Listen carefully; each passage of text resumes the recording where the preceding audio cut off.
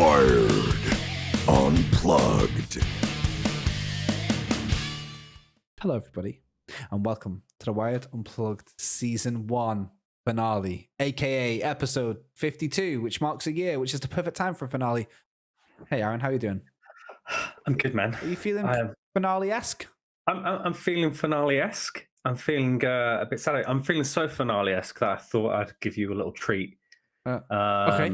And break out the Ocarina of Time. Yeah, and just all right. blow on it for you, I guess. Okay, let's ready?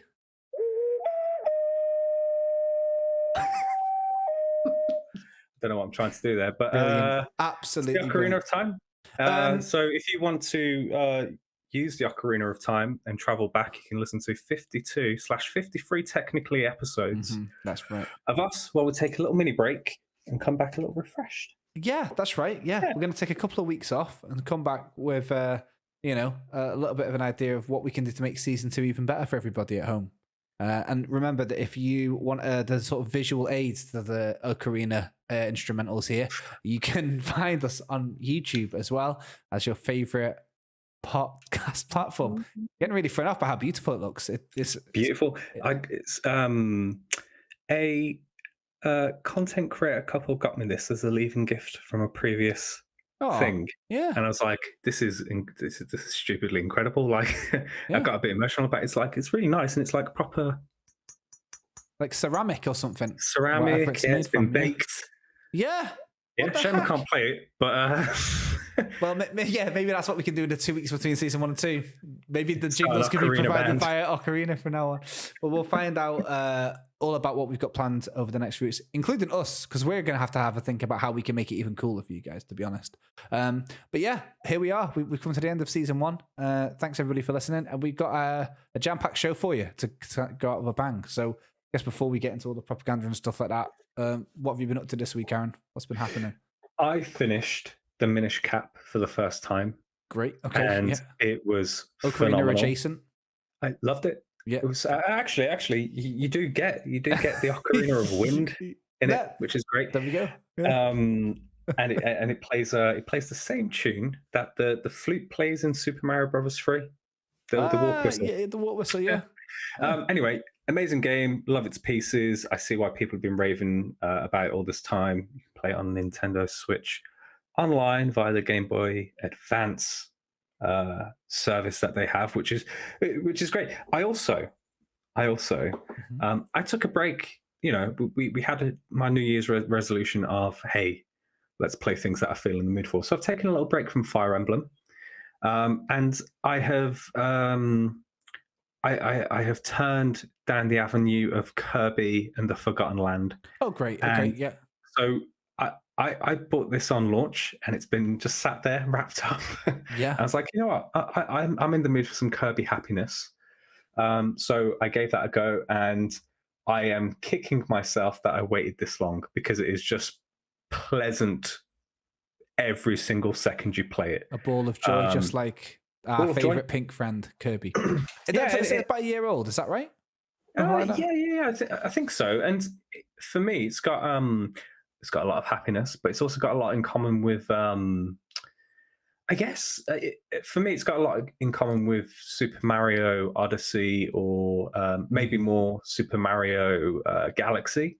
Right, yeah. Where, you've gone some planets in the ability. My Google's talking to me for some reason. But yeah, trying to fact check which game it's closest to. Yeah, you get these cool abilities, and some level use them in interesting ways. So it's like a nice little playground for an ability and so on. So it's really cool. And like I said, I haven't played a game in a long time that every second I'm in it, I can't stop smiling. And that sounds so cliche to say, but it's just wonderful. It just gives off this really nice radiant happiness, which it's great.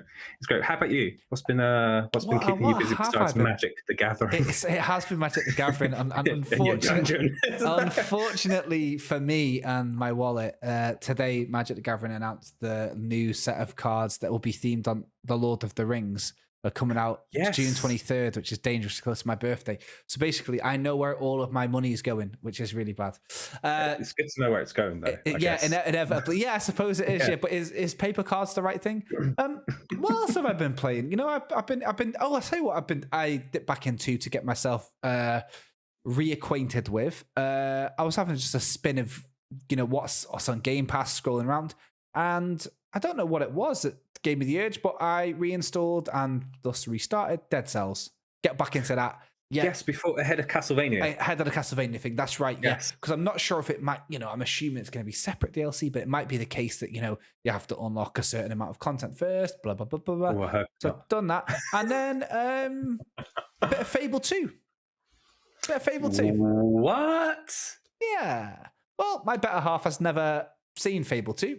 So I've said, well, should we have a go? Fable 2. You've got your dog. Got the dog.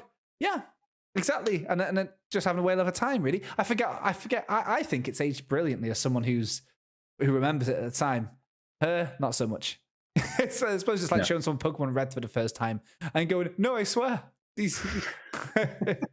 So, weirdly, Fable 2 and Dead Cells. And yes, the truth is combo? A lot of Magic the Gathering. But hey, that's a good combo. Good, that's a good Fable 2. I'm tempted, you know. There's a bit of Zoe Wanamaker, like just killing it in that game. Yeah, she's an amazing. Stephen Fry.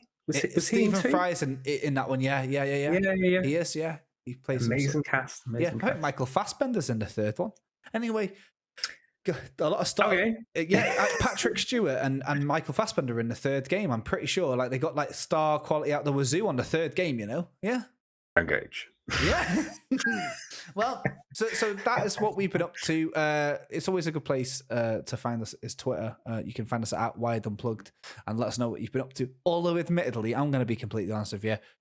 There's a 2-week break, so you can let us know, but it won't be featured in next week's podcast. It might feature at the beginning of season 2. Who knows? But I reckon Curtis will just put together some bloopers, you know, put in the stuff that we don't want ever to be shown.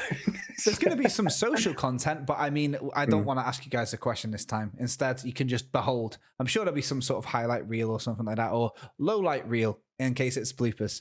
Is that what we call one? I don't know. The highlights for some people. I guess because we were recording in winter, is technically low light. It is, yeah, especially when we wake up in the morning to record these. Yeah. We've got to right. Let's start with the last Wired Propaganda segment of season 1. I'm going to keep saying this, and I'm going to get more and more emotional as we go on. So let's play that jingle.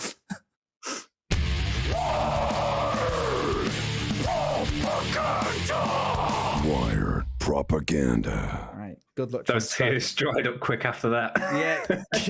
Good luck transcribing that one to the Ocarina for season 2. Okay. Give it a bloody go. Give it a go. So this is the part of the podcast where for the let's try it now.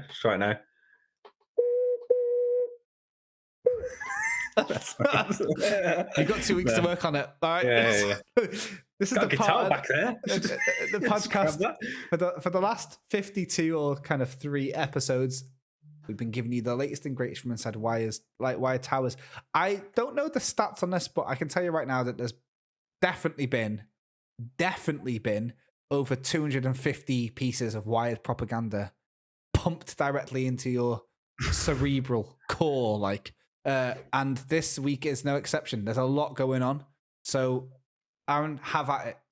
Let us know what's happening this week. Yeah, I'm going to start off with some joy. Last episode, we mentioned that the weekend just gone, we had a beta for Tin Hearts on UTOMIK this time, and I'm not allowed to say. I don't think I'm allowed to say the figures, but let's just say it went stupidly well.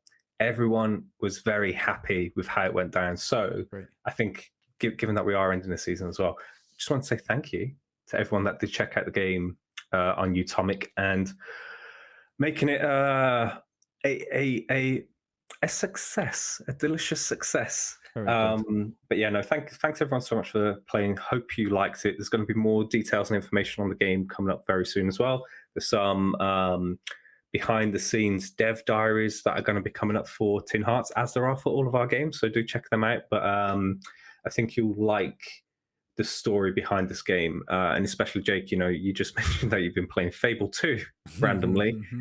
A lot of the team working on Tin Hearts, worked at Lionhead and helped bring Fable to life. So, yeah, it all connects in the end. Yeah, brilliant. I love that. Yeah, like you're never more than 6 degrees away from Lionhead, but in Tin Heart's case, 1. So there we go. Great. Yeah, really, really glad to see it go on. What a perfect game to play on UTOMIK as well. Yeah. Do you want something else? Go on. Something a bit more juicy? Yeah. What else have you got on? Again, we've been talking about it for a little while now, and this was one of the games that we announced when we did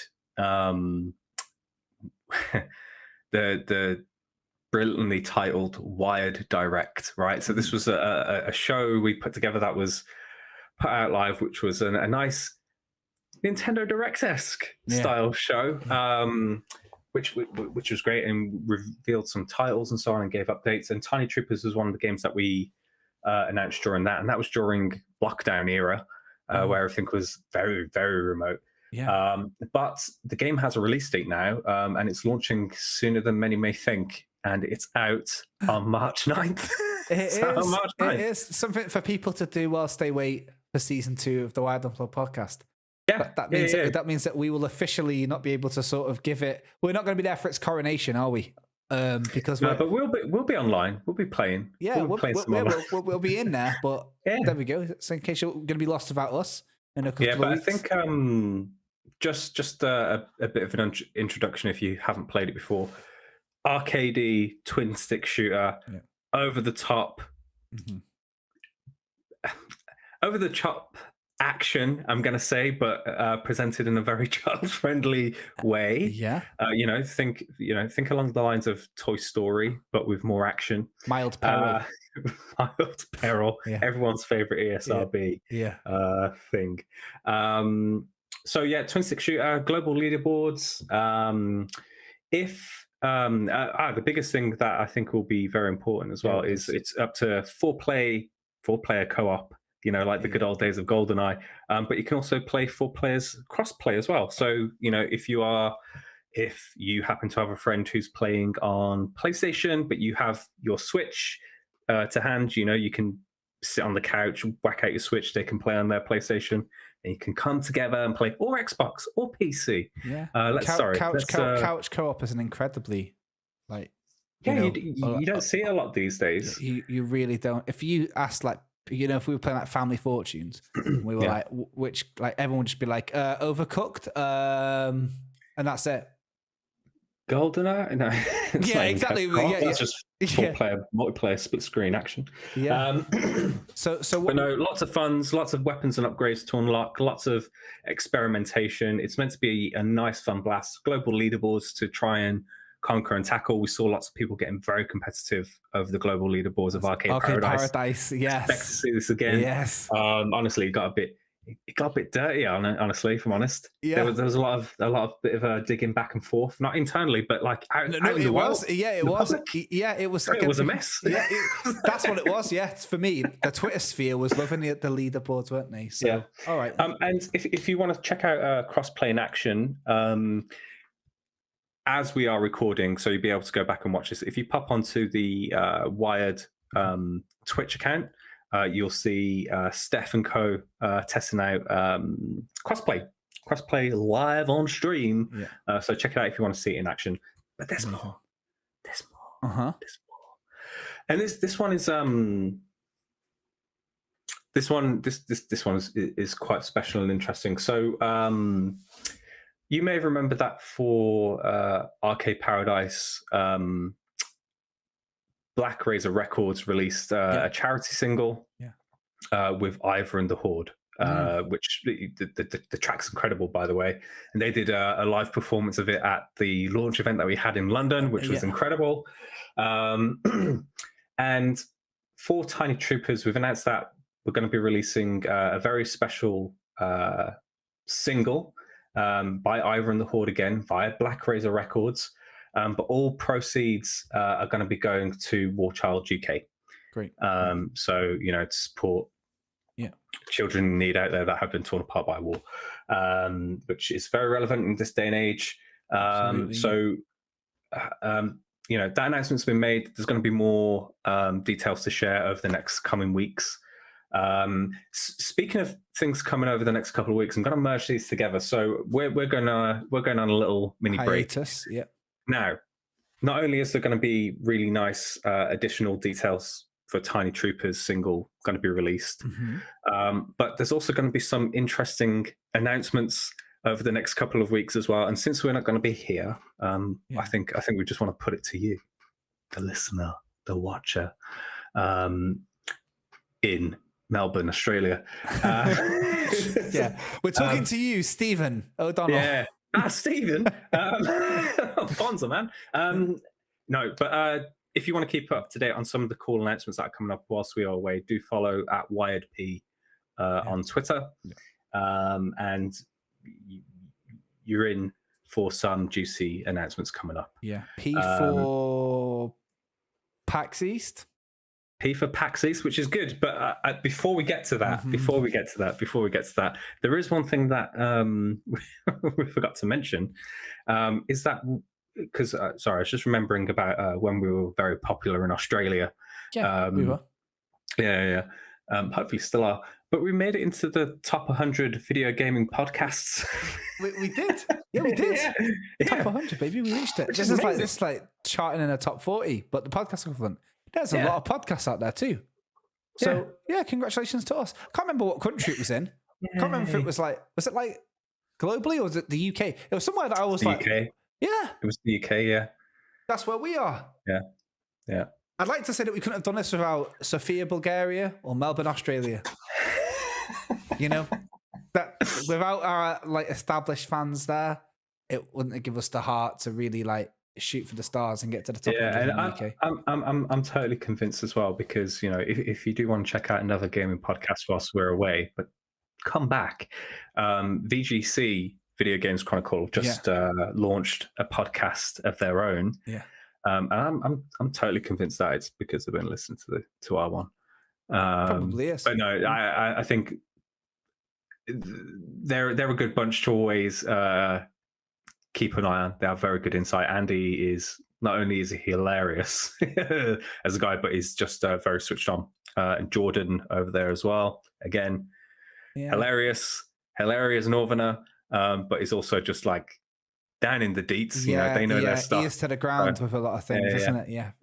So I mean, I guess check them out. They're all right. Do that between some Tiny Troopers and waiting for us, like Scott Pilgrim waiting for like a post.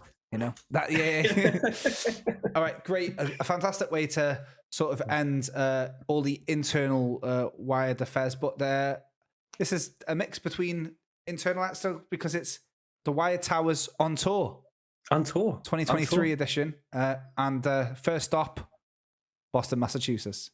I say that, but already there's been like loads of events that Wired have taken part of, and you can find out more about them over the last few episodes. But Wired are at PAX.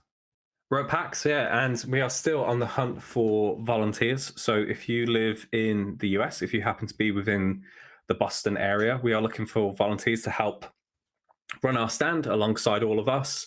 You'll get to get into the show early, get some cool gear, get given a badge to give you early access alongside us, and we're going to feed you, give you drink, and all that good stuff.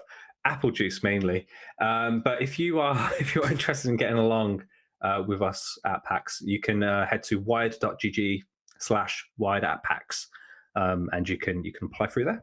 Great, absolutely come to PAX. Like I said last week, and I'll say it again, it's worth it for the cannoli alone. Come and check out some games. Is so good.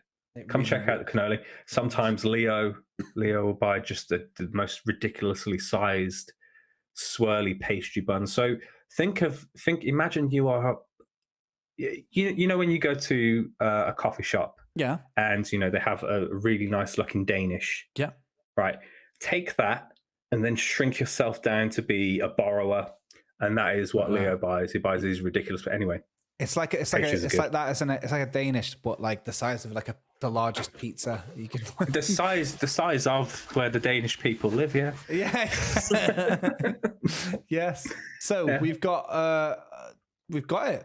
season 1 of propaganda done. Like I say, honestly, I'd love to know what the numbers are, but I don't think anyone's been able to keep track. But there must be well over 250 like little wide updates over the course of the year so far. There hasn't been. There's been some weeks where we're like, things Wrapping are up for starting to Christmas. gear up. Things are wrapping up. Yeah. But there has always been lots of stuff, and I think I think what's always interesting as well is just think that even though a game doesn't release every second, there is always lots of stuff going on and work behind the scenes. So yeah. News we stole from Google. Brilliant. Yeah. Look, we're going places next season. Yeah. This On tour.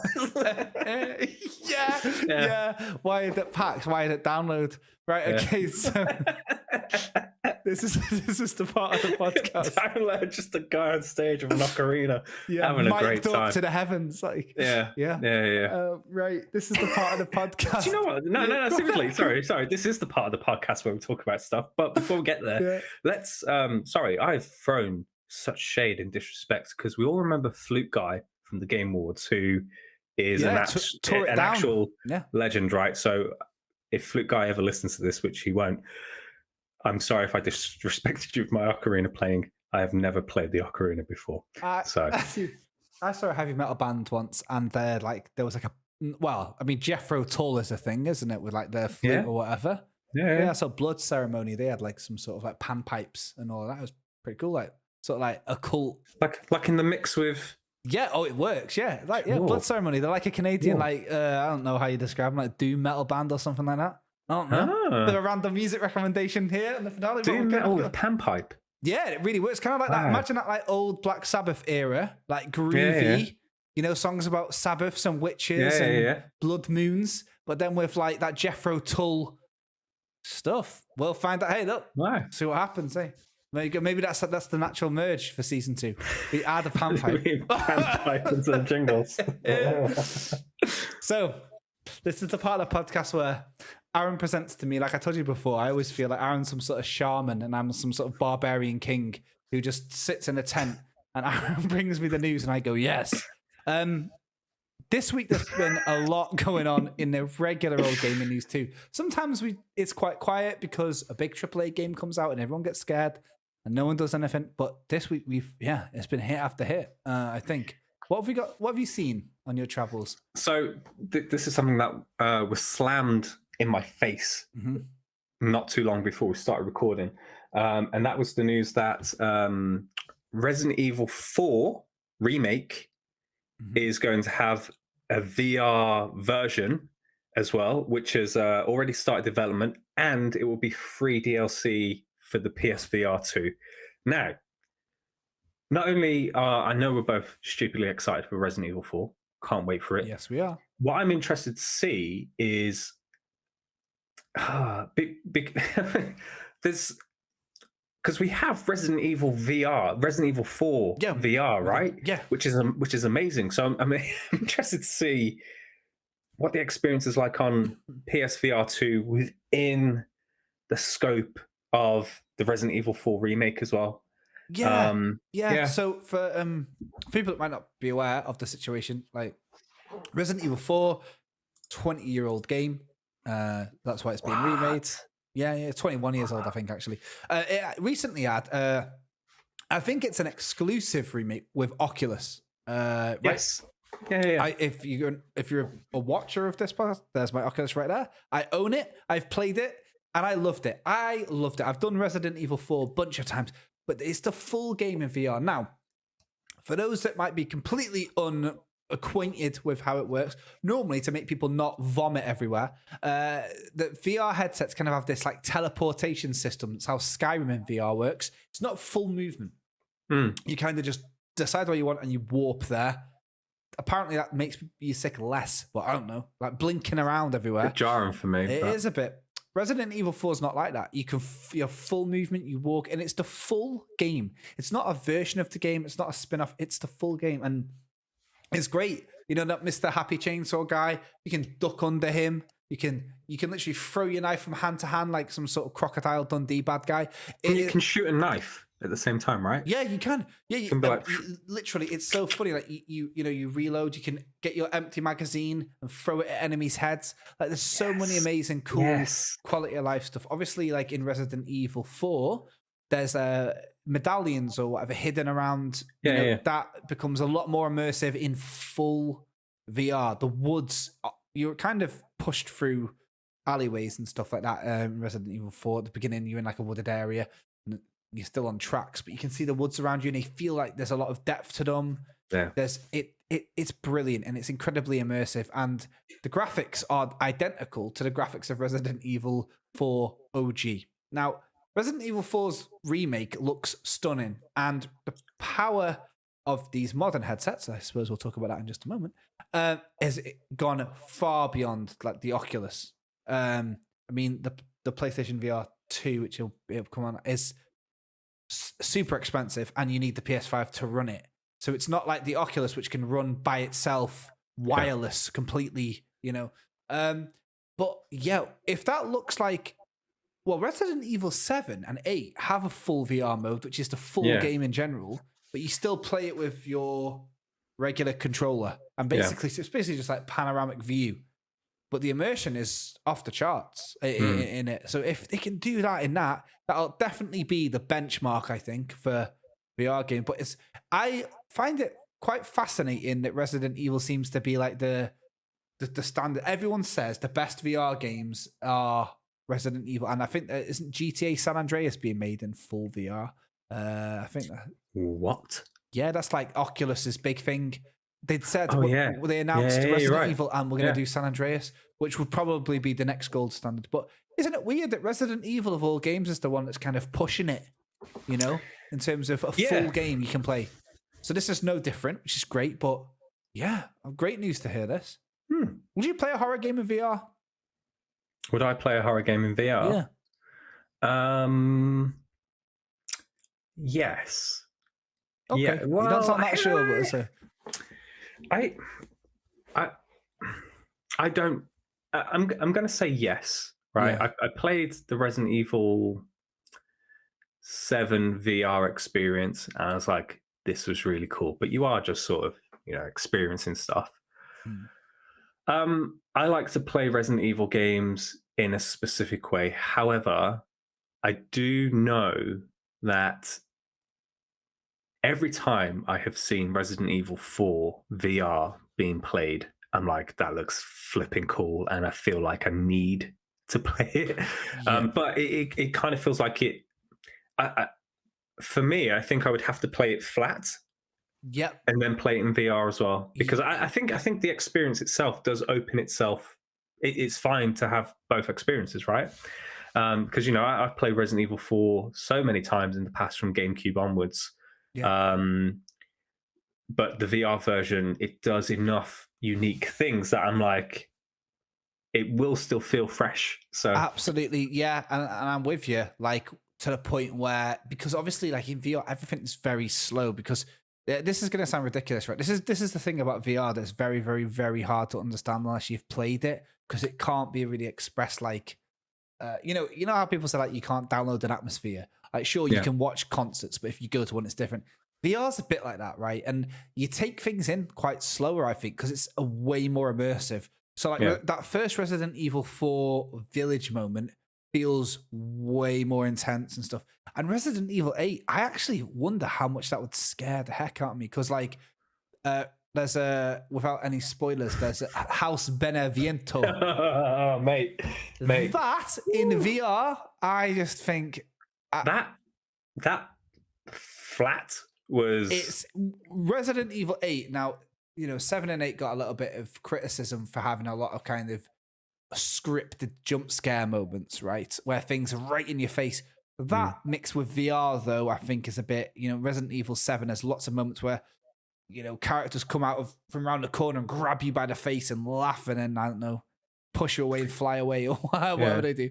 So I think I'd need a Horlicks afterwards, to be honest. Well, that's a good follow-on to what I wanted to ask you, actually. So you've played Resi 4 VR on Oculus. I have, yeah. Yeah.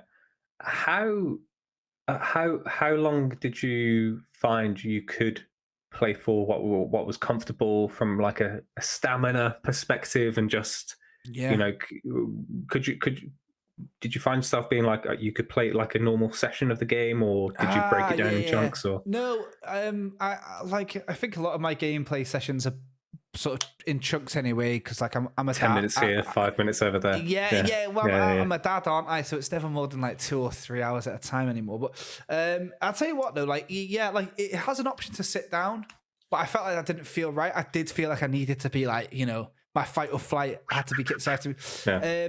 But no, I think I was playing it in about 2.5 hour sessions. But yeah, like I didn't think it affected stamina too much and stuff like that. To be honest, it's not like I remember when the Wii had Zelda had the twins, like the Wii motion controls, and people were saying, "Oh, it's tiring to do it," Yeah. but nah. You have to give respect to make that experience work, right? Because if you think, when you play Resident Evil 4 traditionally, you have the third person view where you can see enough around you to know if something's approaching from behind. But when you play in VR, you have to take into the consideration that people don't move as fast as other people, yada yada, and what that means for Yeah.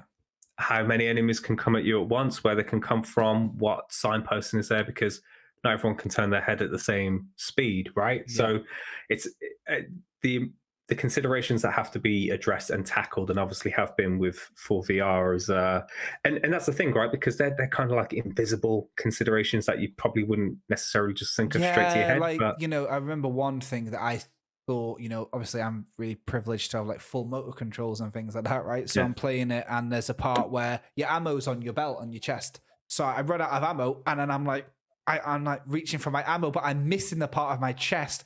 So I have to look down. Oh, there it is. To get my ammo, which is funny because I was like panicking because I was like getting cornered. So I'm like, God damn. Which is real, right? Which is really, it's because it creates these cool moments. Like even me telling you this, it sounds cool, right? Like there's a part where I moved into a but they have the option to be able to do that via a button as well, in case you can't easily move your hands so fast and things like that. So they've actually made it like, with a ton of accessibility options, basically, which for VR, which is quite a cumbersome thing to have on your head and your neck, because that's the big criticism people have with VR, especially the sort of proto VR headsets, was like it's cumbersome. Even the Oculus, it's quite heavy on your neck, and it has to be so tight on your head, so when you move around that it doesn't bother you, that it can be like that. So VR is interesting. This is the first thing that I have VR, but I guess this the part of a bigger conversation, a much bigger conversation, is that I guess we say it, innit? PSVR 2. It's out. It's out now. This is what it's down here, and the reason I'm stuttering and stammering over my words right now is because I'm trying to establish in my head whether or not I think this might be like the third iteration of VR. I've had a quick look at everything like it, and I think that the first iteration of VR that we had, like the HTC Vives and stuff like that, right? The Oculus Rifts were wired. They needed a PC to work, and they were very, very cumbersome, very expensive. The second iteration that we got were a bit more affordable. I think these Oculuses about the same price as a Nintendo Switch right now, but it comes as its own thing. You can browse the internet on them. You can do your shopping on there. You can watch YouTube on there. You can play games on there. So it's a full multimedia thing inside itself, and it needs a USB to charge. This, though, is the first one I've seen with pure full-length AAA games in high fidelity. Like, that seems like it has the power to play Resident Evil 4 Remake, for example. Just before the podcast, about an hour before the podcast, everybody's favorite game that just won't quit, No Man's Sky, just announced, boom, the full game is integrated in PSVR 2, by the way. The full game is in PSVR 2. Enjoy. Here we go. They just chuck it out, don't they? Like, unbelievable. If you've been following No Man's Sky, you'll know what I'm on about. You've got to laugh at it because the speed and energy in which Taylor's phone is up to top, hilarious. PSVR 2 came out today. No Man's Sky were just like, no biggie. We've just done this upgrade for everybody. It's going to work on better on the Nintendo Switch. There's Nintendo Switch only features. We've got gyro controls. Oh, did we mention it's out on PSVR 2 as well? Yeah, free update. No worries. See you later. Enjoy that. We'll be back in a week with something completely different. So yeah, but I'll tell you what, I played on the first PSVR. I was gonna ask you if you've played it, because I played No Man's Sky on PSVR 1. I was gonna ask, did you have much of an experience with PSVR? I played a few PSVR games, and that was because essentially a group of work friends lived together, and they had one, and we'd have some PSVR sessions. And it didn't make you want to run out and go and buy one, right? No, because for me, the most amazing things on PSVR 1 were the micro experiences. So, for example, that Resident Evil 7 demo experience was really cool. Yeah. The Star Wars Battlefront 1, that way flying in the X-Wing was flipping incredible. But again, you're talking about like a 20-minute end-to-end thing. They're all like tech demos, aren't they, basically? Which was great, though, because I'm like, hey, this is good. How do you do more of this? Yeah. And then I played that horror launch game as well, where you're kind of like driving along in a cart, and Outlast VR or something. No, I know what you mean. No, but there is like, you're on rails, aren't you? Basically. Yeah.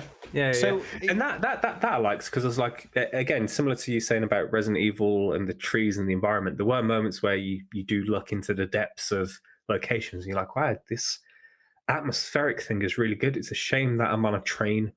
I'd like to look around. But I think that had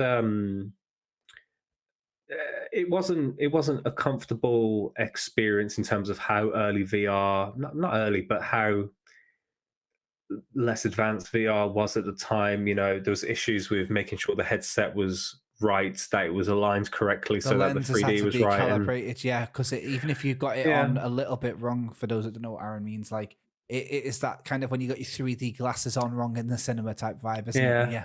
Yeah. That was so. I had moments of going, wow, that's very cool.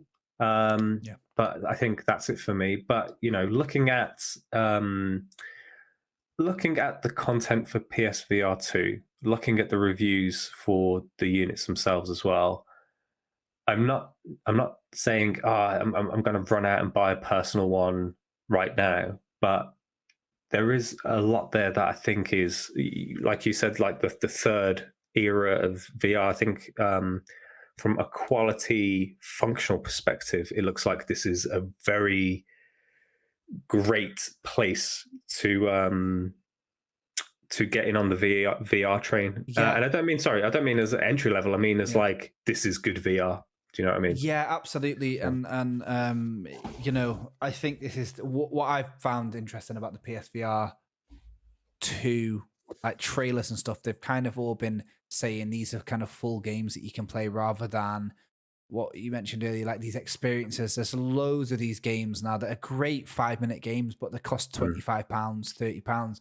And everybody leaves saying the same thing. Wow, this is really going to be something. Yeah. So I wonder if this is going to be the time where the conversation changes to, wow, this really is something, and it starts to sway people. I was checking out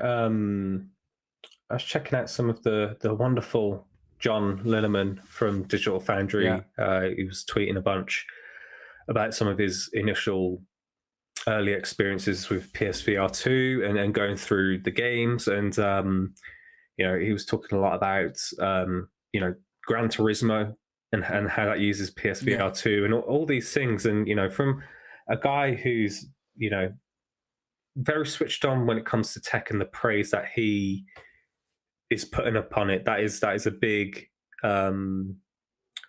it does make me excited to hear that it is so good. It's a bit of a decent testimonial, that, isn't it? Digital Foundry, for those that don't know, are a bunch of guys on the internet who are incredibly dry. They're not here to make friends. They're here for one thing and one thing only: to tear apart the technical aspects of whatever stand in front of them, whether it is physical hardware, FPS games.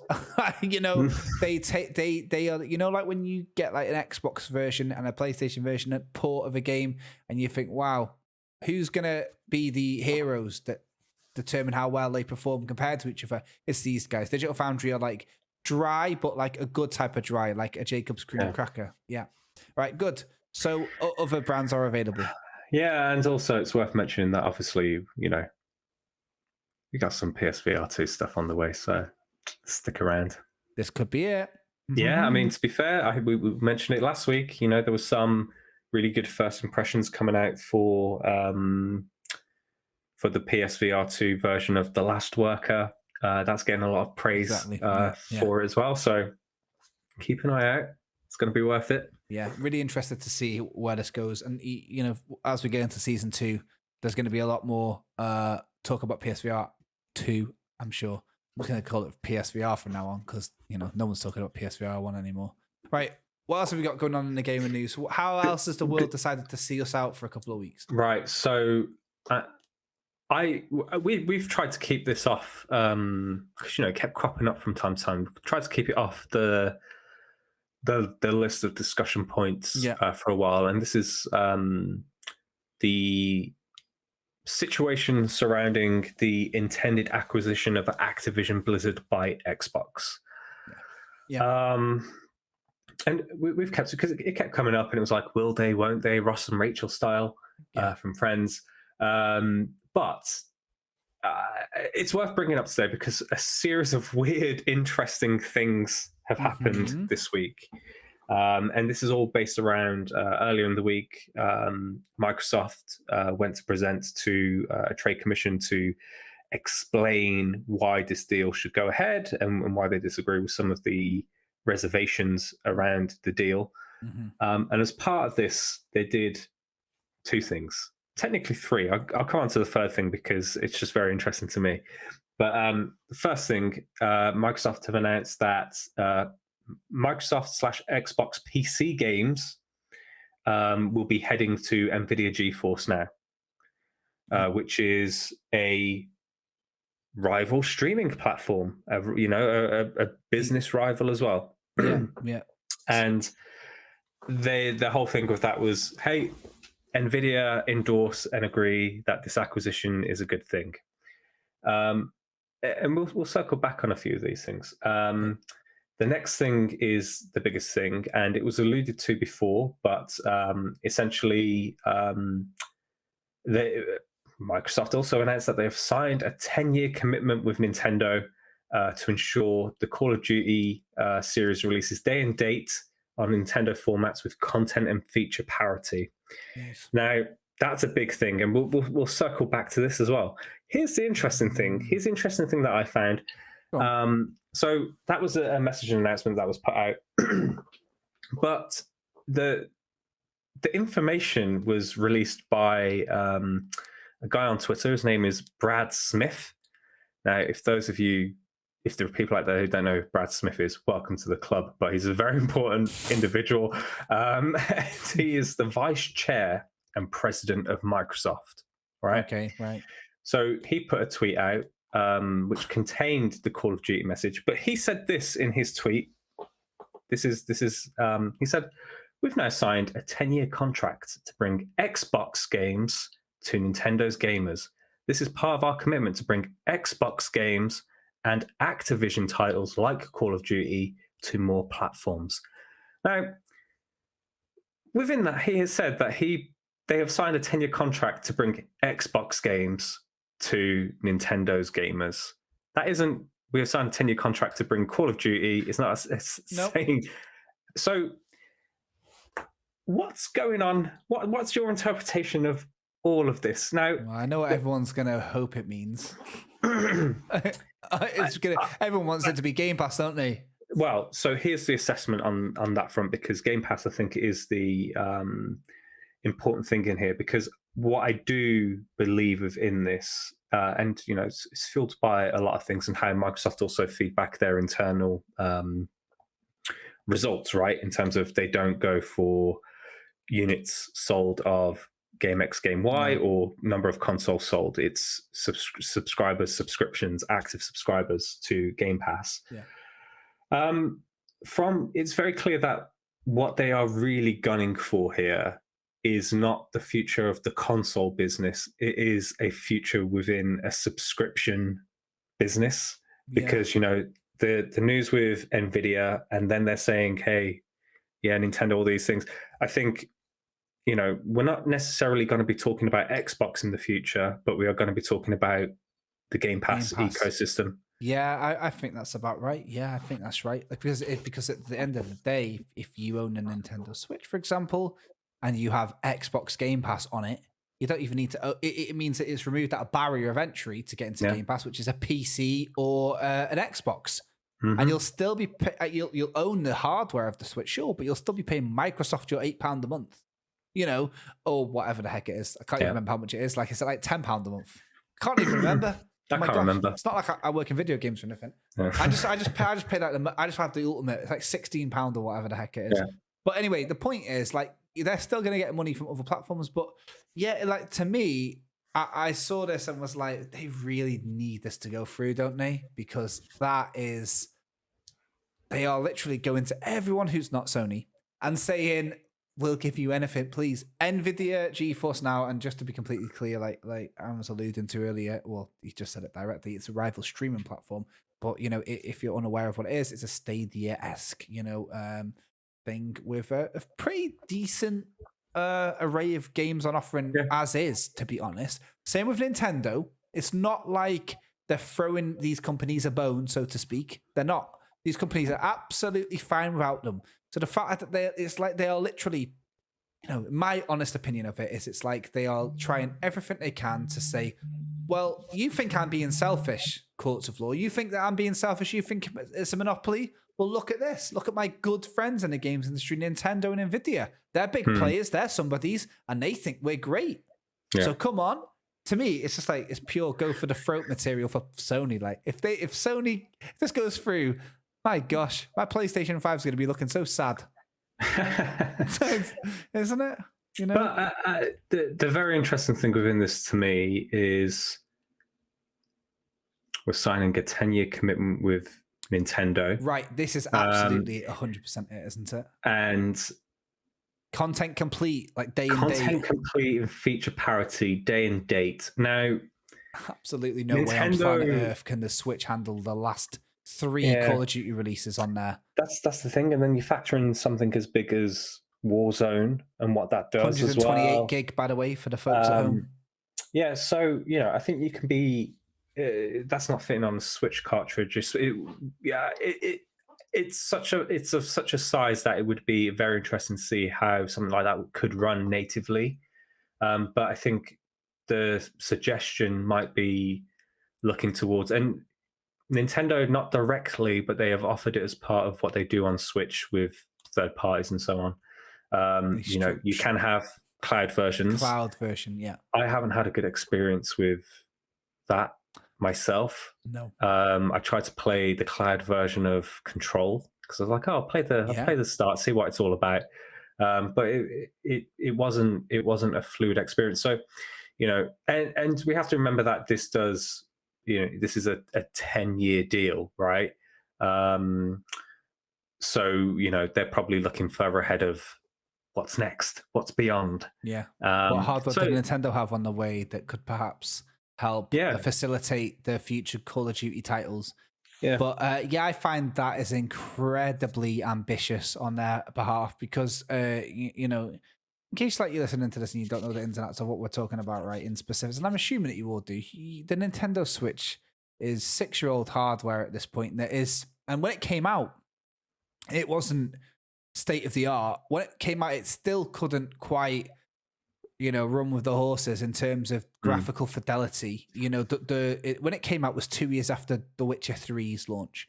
and it took years to port it because of the struggles it faced. And what it's managed to do with those limitations has been very creative. And the world of Breath of the Wild, arguably like the greatest game of our generation, like what was done on this platform. So it's not like it lacks. It lacks in terms of the joy it brings in its creativity, but in pure power and technical fidelity, like it is the weakest. And Call of Duty is the kind of title that always pushes the boat out. It's the best looking game on my PlayStation 5. Absolutely. The last Call of Duty, Modern Warfare 2 like reimagining or whatever, is stunning. Like how they can do that. And what happens a lot of the time is a Nintendo Switch version will be a bit lacking, won't it, in features? You know, the FIFA Switch version and things like that. And in fact, I'm happy that FIFA version existed. Those versions of FIFA exist on the Switch, and the Wii U before it, because you would get the one thing that would always make me chuckle every year, which was Joe Skrebels at IGN republishing the same review, saying exactly the same thing every single time, just with a little note saying, this year it's exactly the same. The teams have been updated with players, but there is no improvements. There's no updated modes. There is no X, Y, and Z. Yeah, so it's give me a little chuckle. Yeah, anyway. it's the state of affairs with Nintendo and third party. You know, the only other high profile case that comes to mind is NBA, which was such a disaster, and the fact that you could buy it, but it couldn't fit on the Nintendo Switch, even if you had the completely empty Switch. That they ended up giving it away for free. NBA was free on the Nintendo Switch for about a month and a half because of that. So I'm really interested to see what happens, because Call of Duty's file sizes are notoriously greedy. Very interesting news. Microsoft are making some big moves, and I'm really looking forward to seeing where their character arc goes during Wired Unplugged Season 2, because just to make everybody aware, this acquisition happened during, I think, episode 4 of Wired Unplugged Season 1, by the way, for those that don't know. So it's a returning character. Let's see what happens. But that's how long this has been in the works for. Billions and billions of dollars, and many, many governments. So yeah, let's see. Cool. Good little Going to do a previously on next time we talk about that. And the final thing is just a nice little cherry. Mm-hmm. And so next week, we'll see Pokemon Day being celebrated, same time every year. And as part of the celebration, Pokemon Company have announced that they're going to be streaming / showcasing a Pokemon Presents, which is their version, a Pokemon version of a Nintendo Direct, which is set to be around roughly 20 minutes long, with some new updates within the Pokemon world. So that's going to be interesting to check in on. Obviously, they had the release of Pokemon Scarlet and Violet.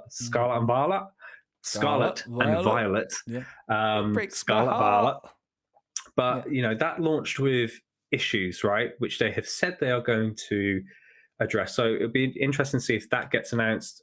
It might be poor taste if they announce a sequel to the mainline entries during that time, because I think it's a bit like a bit of a twist of a knife if you haven't fixed what was broken. But I think some of the rumors are there might be a new Pokemon Mystery Dungeon game. A couple of years back, they announced that, hey, a Detective Pikachu game is coming to Switch. Not a peep on that for a while. It'll be interesting to see what comes out of that. I think you got any thoughts? Well, no, I think you're quite right that it was Spike Chunsoft, wasn't it, who made Pokemon Mystery Dungeon, and they did say in an interview like a few months ago that they're working on a large unannounced title. Something else I saw, I can't take credit for this because I saw it online on Twitter today, which I think is a good shout. Is it would be cool. This is maybe not what I would expect, but what would be cool is if they announced that, for Nintendo Switch recently announced a Game Boy service and the Game Boy Advance service, maybe the Gen 1 and Gen 2 Pokemon games added to that, the Game Boy versions. No, that would be great, because one game that was announced for Switch Online again for the N64 was Pokemon Stadium 1 and Pokemon Stadium 2. Yeah. Now, those games famously had connection with the Game Boy games. Yes, they did. So you could trade Pokemon to the game back and forth. So you could use some of your team in 3D. And I think you could also play the game through I think Pokemon Stadium, right? There was a little thing you could play. It was just like an emulated version of your game, I think. I can't remember, but something like that. That'd be cool. Did they announce as part of that? Did they announce like part of the first wave of Nintendo Switch? Sorry, Game Boy games for the Nintendo Switch Online service. Pokemon trading card game, the game. I think that is in it. Yeah, I think but so. For some reason, not red and blue and yellow and silver and gold and blah blah. So I wonder if that'll be it. I always remember this because it's become a bit of a meme because I'm not really a big Pokemon fan. But like in sort of like the sense that the last call I was on before this was with two people who for about 40 minutes talked about the Pokemon Go fan fest, and I just sat there just getting on with my spreadsheets, just like I'm just going to listen to it. It might as well. It was like it's like the sort of nerd equivalent of like being in an office while two people talk about Love Island, innit? You're just like just crack on, but I don't know what the hell you're on about. So one thing I do remember, and I always bring it up as a meme. Remember Pokemon Sleep? Did they ever announce that at the end? Do you remember? That's the only thing I remember. Yeah. I remember about 6 or 7 years ago that was announced. They also announced Pokemon Smile, didn't they? Yeah. Which was like an app where you brush your teeth or something. Yeah. And you catch Pokemon by brushing your teeth or something. I'm interested. Yeah. So sleeping on that, like, you know, all these Fitbit style things. I'm interested. Yeah. Speaking of Fitbit stuff, there is one thing that I would love to see return that I thought was amazing and then never saw the light of day again, and that was the Poker Walker. Yeah. I was watching a YouTube video from like 2011 or something, and someone had a Poker Walker. Maybe so it was good. And I was just thinking about that. Yeah. So yeah, I'm interested to see what will happen. It's probably going to be like some like DLC or something, isn't it? A small bit of DLC, but hopefully some quality of life for Scarlet Violet. Pokemon Indigo. That would be great, wouldn't it? Yeah, very, very clever. Yeah, if that works, then boom. Anyway, we won't know next week or the week after because we're on a little hiatus. We're going to dissipate like Voldemort when he leaves Professor Quirrell's head, but nicer than Voldemort. Or Sauron when he gathers his forces in the east, but nicer than Sauron. We're going to be back stronger than ever. The Ocarina. With the Ocarina. That's been like the joy of this episode. Musical finale. Like Joss Whedon, but nicer. So on that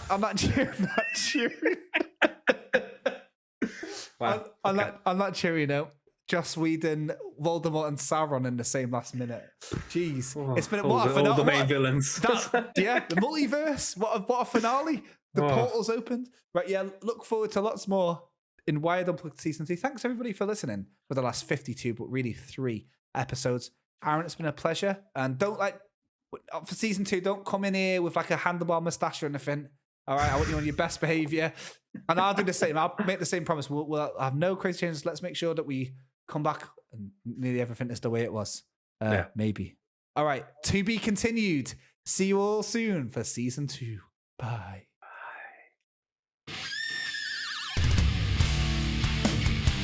Wired Unplugged.